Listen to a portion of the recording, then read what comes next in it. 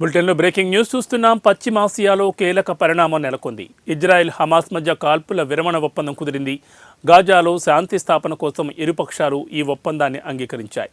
కాల్పుల విరమణ ఒప్పందం బందీల విడుదలకు సంబంధించి మధ్యవర్తులకు తమ ప్రతినిధి అంగీకారం తెలిపిందని హమాస్ పేర్కొంది. హమాస్తో గాజా కాల్పుల విరమణ చర్చలు చివరి నిమిషంలో అడ్డంకిని ఎదుర్కొన్నాయని, ఒప్పందం నిలిచిపోయిందని ఇజ్రాయెల్ అధికారి ఒకరు చెప్పారు. గాజా కాల్పుల విరమణ కోసం ఇజ్రాయెల్ చేసిన ప్రతిపాదనను గ్రూప్ తిరస్కరించిందని, చర్చలు కొనసాగుతున్నాయని హమాస్ అధికారి తెలిపారు.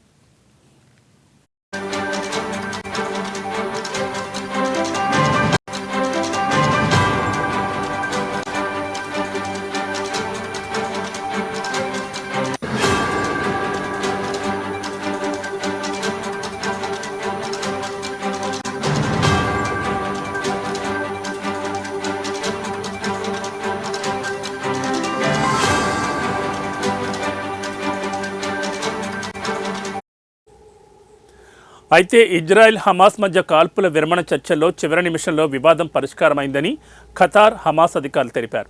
ఆ తర్వాత గాజాలో ఇజ్రాయెల్ యుద్ధాన్ని ఆపడానికి డజన్ల కొద్దీ బందీలను విడుదల చేయడానికి కాల్పుల విరమణ ఒప్పందం కుదుర్చుకున్నట్లు ఇజ్రాయెల్ హమాస్ అధికారులు తెలిపారు. చర్చలకు మధ్యవర్తిత్వం వహిస్తున్న ఖతార్ ప్రధాని హమాస్ ఇజ్రాయెల్ ప్రతినిధులతో విడివిడిగా సమావేశమయ్యారని, కొద్దిసేపటికే వివాదం సద్దుమణిగిందని ఖతార్ అధికారి ప్రముఖ వార్తా సంస్థ రాయిటర్స్కు తెలిపారు. కాల్పుల విరమణ ఒప్పందం ఇజ్రాయెల్ హమాస్ మధ్య 15 నెలల సుదీర్ఘ సంఘర్షణకు ముగింపు పలికింది.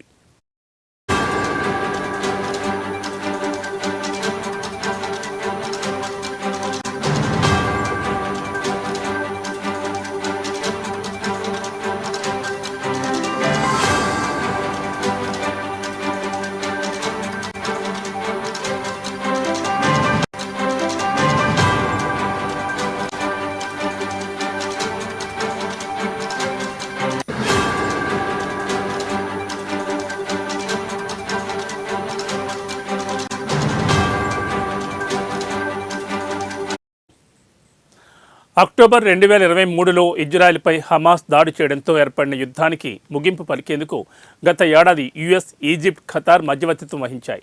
నెలల తరబడి జరిగిన చర్చల సమయంలో చివరి నిమిషంలో రోడ్ బ్లాకులను కొట్టేందుకు మాత్రమే తాము కాల్పుల విరమణకు దగ్గరగా ఉన్నామని ఇరుపక్షాలు గతంలో చెప్పాయి. అక్టోబర్ 7, 2023న ఇజ్రాయెల్పై హమాస్ అత్యంత ఘోరమైన దాడిని ప్రారంభించిన తర్వాత గాజాపై యుద్ధం ప్రారంభమైంది. దీని ఫలితంగా 1210 మంది మరణించారు. ఎక్కువగా పౌరులు. ఏఎఫ్పి లెక్క ప్రకారం దాడి సమయంలో హమాస్ ఇజ్రాయెల్ నుండి 251 మంది బందీలను కూడా తీసుకుంది. వీరిలో 94 మంది ఇప్పటికీ గాజాలో ఉన్నారు. వీరిలో 34 మంది మరణించినట్లు ఇజ్రాయెల్ సైన్యం ప్రకటించింది.